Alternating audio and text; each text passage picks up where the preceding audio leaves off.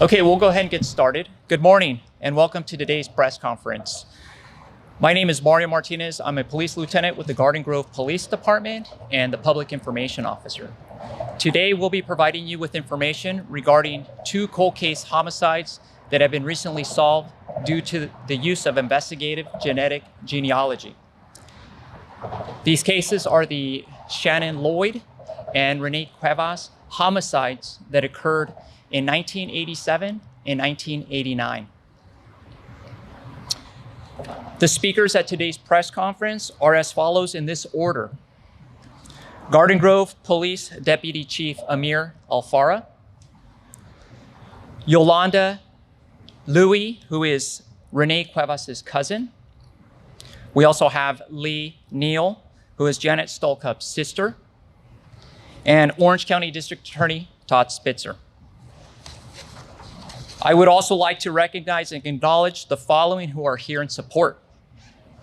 We have Orange County Sheriff Department Commander John McCullough, other family members of our victims, also past and present detectives, investigators, forensic specialists, scientists, the Science and Technology Unit, and the IGG team. I would now like to introduce Garden Grove Police Deputy Chief Amir Alfara.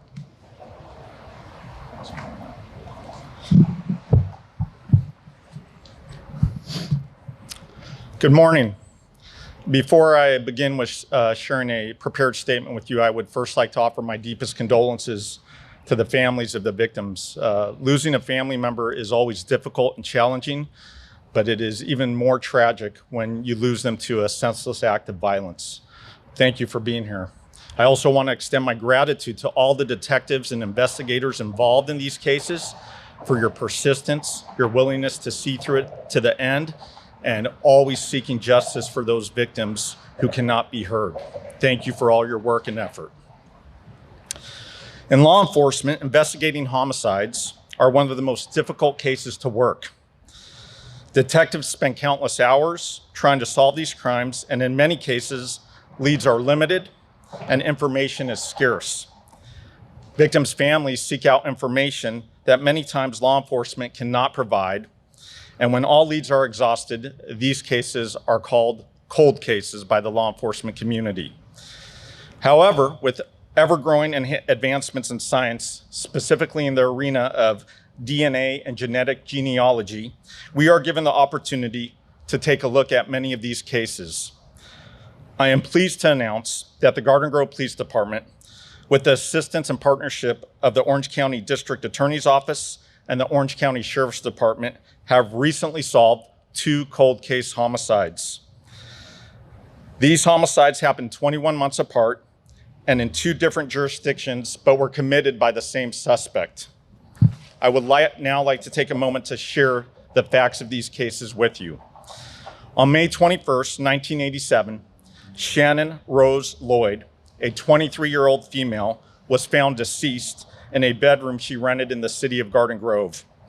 An autopsy was performed, and it was discovered that she was sexually assaulted and died by strangulation. The crime scene was processed, and a sexual assault kit was collected as evidence. All leads were explored and pursued, but no witnesses came forward, and the person responsible for the murder was never apprehended.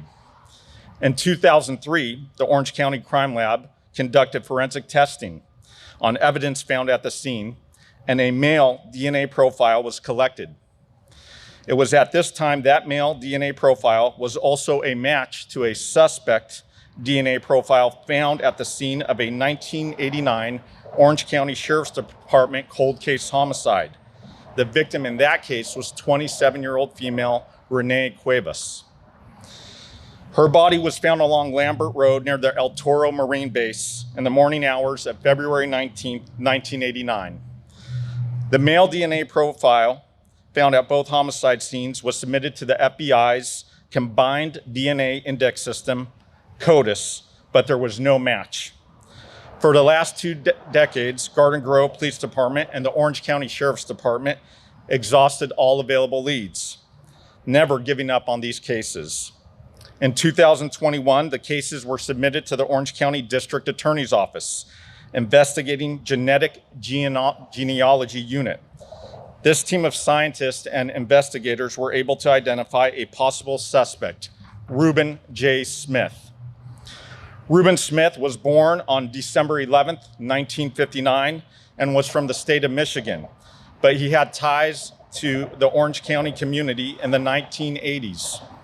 In the 1990s, Smith moved to Las Vegas, Nevada, where he was arrested for sexual assault and attempted murder of a female in July 1998.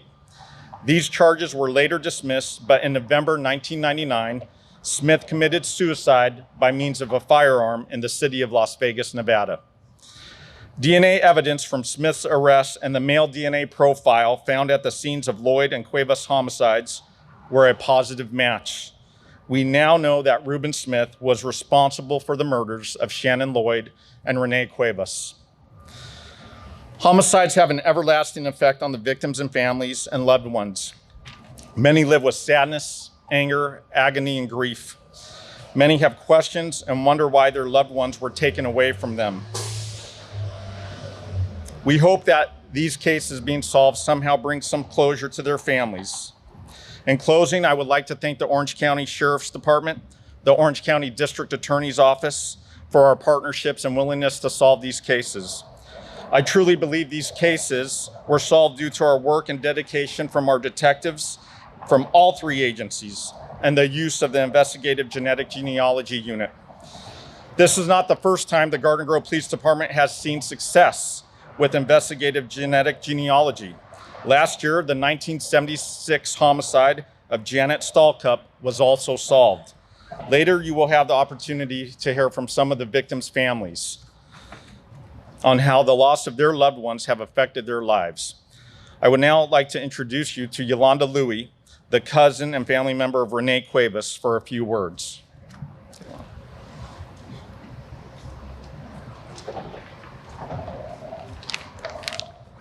Good morning. My name is Yolanda Louie, and I am Renee Cuevas' cousin. First of all, I want to give the glory to our Lord Jesus Christ, who allowed me to be here with you today. I want to thank the detectives who worked really hard on my cousin's case and closed it and gave closure to the family.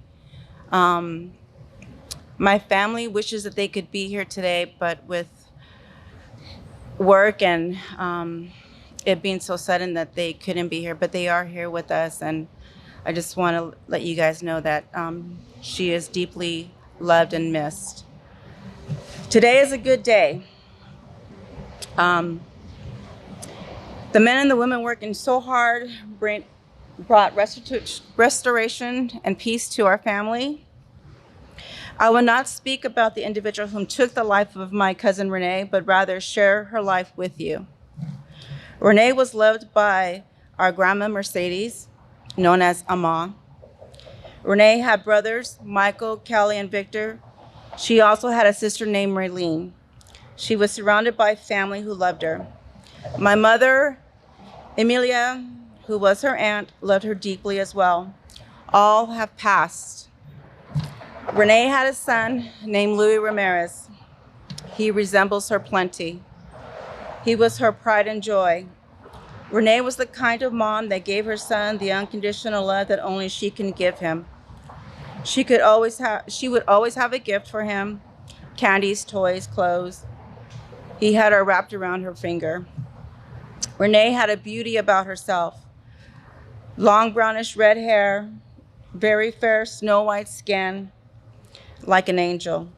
And when she smiled, she radiated happiness. She had the most cutest dimples on her cheek, and her son Louis has the same dimples too. She was genuinely beautiful.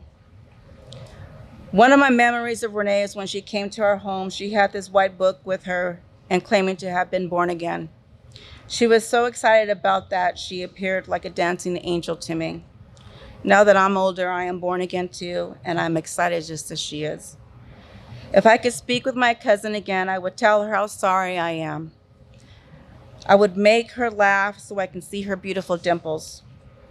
Someday I will get a chance again to hug you and to tell you I love you. Save a place for me in heaven. Revelation 21:4. He will wipe away every tear from their eyes. There will be no more death or mourning or crying or pain, for the old order of things has passed away. Thank you.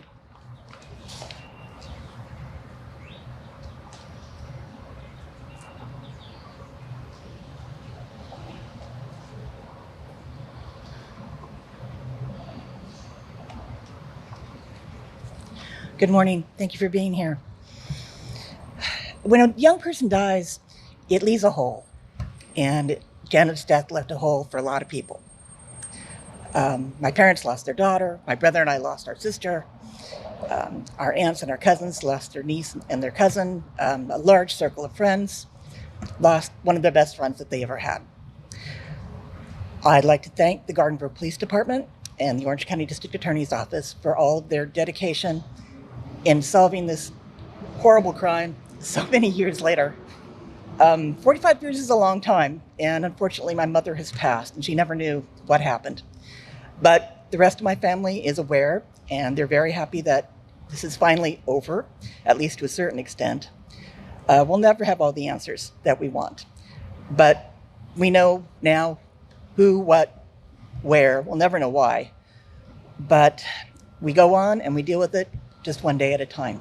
Again, my utmost gratitude to all the hardworking detectives and investigators who finally put this case to rest. Thank you.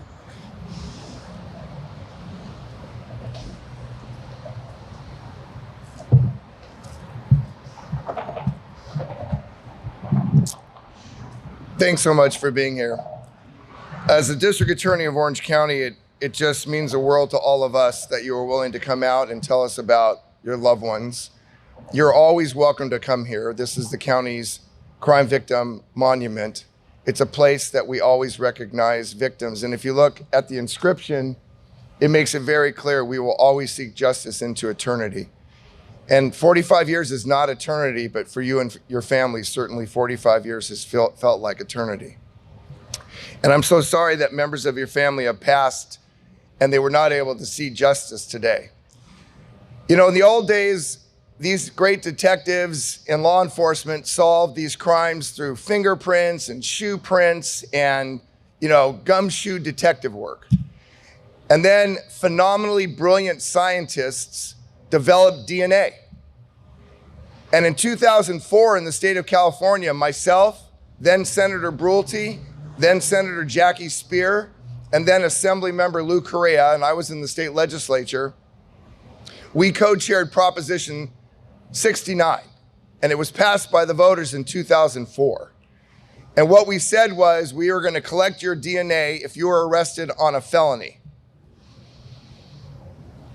But for the fact that we were not collecting DNA in those days, there's a very good chance this crime would have been solved much earlier.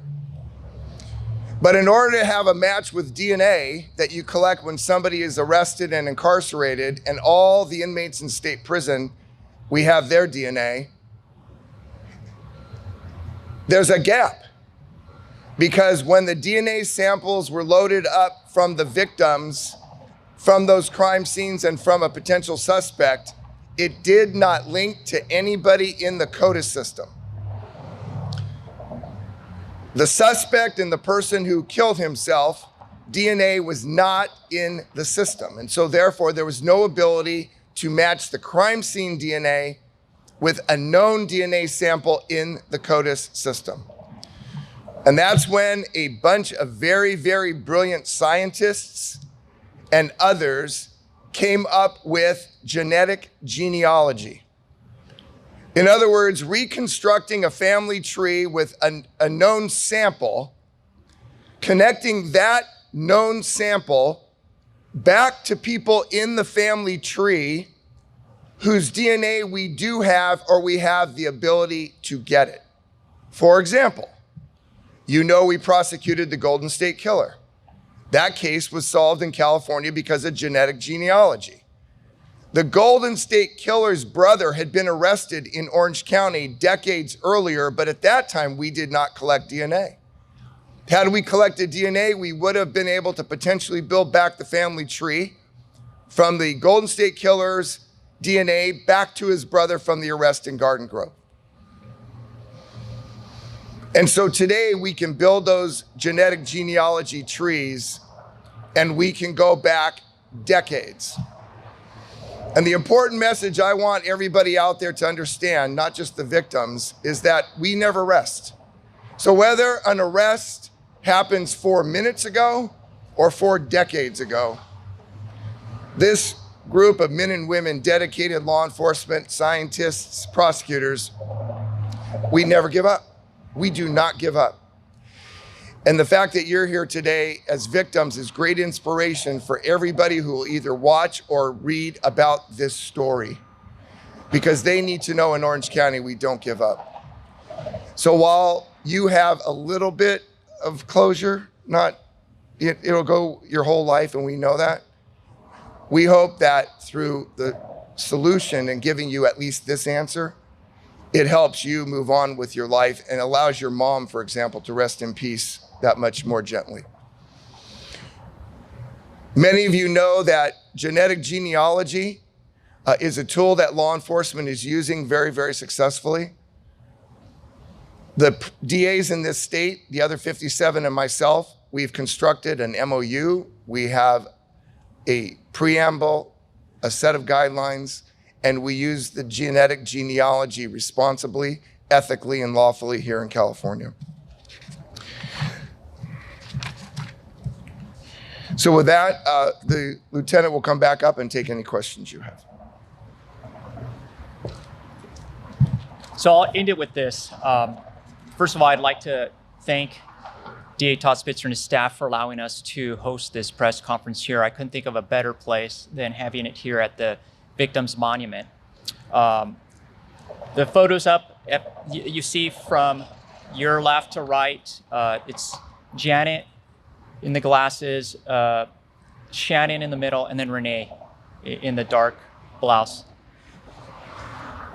Shannon's older brother, Tom Lloyd, was scheduled to speak today, but unfortunately he was unable to attend due to a work conflict. But he did sit and speak with us, and I will be providing a link so you can all listen to that interview where he speaks about his sister Shannon. We also spoke to the 1998 surviving victim, and she also shared her story with us, and I'll also be providing a link where you could listen to that interview. It is very, very, very dynamic, and I encourage everybody to listen to the interview. So with that being said, if there's any questions, I'll take a couple questions before we close this off. Yes? Lieutenant, I don't know if it's to you on this one, of DA. How many cold cases are out there that we think investigated DNA might provide a link or a possibility of clearing? Do we have a number, a list? You know, I can't provide you an exact number or list, but I could tell you there's many, many cold cases out there, and those respective agencies are going back, looking to see if there's any DNA or any leads that we can reopen those cases. So although I don't have an exact number, there are a lot that we're going back and looking at. Is that done on a regular? Let me give you the flip side of that. Let me just tell you how many we have solved, okay? So the question is, what is the potential number of cold cases, the universe of unsolved cold cases? Let me give you the other side of that same coin about the number of cases that have been solved. We have resolved 4 homicides in Orange County since the advent of genetic genealogy. And nationwide, law enforcement has closed 200 cases across this country as a result of genetic genealogy, that but for the ability to rebuild those family trees and utilize known as against unknown samples, we would not have closed those other 200 cases. As part of the memorandum of understanding, is there a regular cycle for which DA's office and police department cold case units run their unsolved cases through the database? So the question is, with respect to the MOU that the district attorneys have formulated, is there some protocol about how often, or a mandate or a dictate about how often the cold case DNA will be run through the system? The MOU is to set up guidelines about how prosecutors and law enforcement ethically conduct themselves with the searching of public databases and public information, and how do they utilize that information in a law enforcement function. The database does not mandate any precepts about how often unknowns are run for this following reason. We believe that those cases should never be cold. In fact, I'd wish we could. In fact, I'll say today, we should never call those cold cases, because that's an inappropriate label today. Because of the advent of science, there's no case that's cold anymore. Every case is potentially resolvable.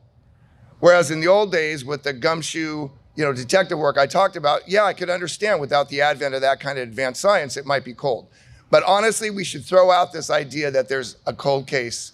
That case allows the victims to feel abandoned, somehow that law enforcement isn't working the case, or that they've come to a complete end in terms of leads. That's not true anymore. Chip, did you have a question? Yeah, do you know what family member it was that linked to the suspect, and what kind of database was it? Was it 23andMe? Was it a criminal database? And are there any other cases? It sounds like this suspect moved around. Are there other jurisdictions you're now contacting to see if this same suspect's linked to other cases? So to answer Chip's question, what database was used? We're not going to get into specifics as far as what database was used, because we still have to protect the integrity of the investigation. But to answer your second question, do we believe he may have been responsible for other homicides? And to be quite honest, we know of two, and then the third surviving victim. So there is that possibility. There could be other homicides that we are not aware of. So yes, there's always that possibility. Can you tell us if it was, without defining it, which database? Was it one of those public type databases like 23andMe, or was it somebody who had a criminal conviction? I don't have that answer for you, because I don't know exactly which one it was, but it was the fabulous work of the IGG team that made this happen. Would you say it was a sibling, a cousin? I don't know. I don't know. So I have a question. When he was arrested in Las Vegas in '98, was DNA taken then? Yes. During his arrest, a DNA sample was taken, and that was ultimately used to confirm that he was responsible for these murders. And then the missing link that I got lost on when the chief was talking, 2003, the Orange County Crime Lab did what? So what happened in 2003 is the DNA was submitted to the crime lab to analyze, and that's when they linked both Shannon and Renee's homicides as the same person. Although at that time, we didn't know who, we just had an unknown male profile. So it was their DNA evidence that linked them together? So the DNA evidence found at those crime scenes linked it to one male profile. It was the Las Vegas crime that confirmed the suspect for us. So, and I will be providing a press release with additional information. So I'll be sticking around. So if anybody has any other questions, but we'll go ahead and. For the crimes themselves, were they random? Did he have some previous knowledge of who the victims were? How did he come in contact with them? I don't know. We don't know exactly what kind of contact that the suspect had with these victims. So I couldn't answer that question. So that concludes this press conference. I thank you all very much for attending, and I'll be around if there's any other questions. Okay? Thank you.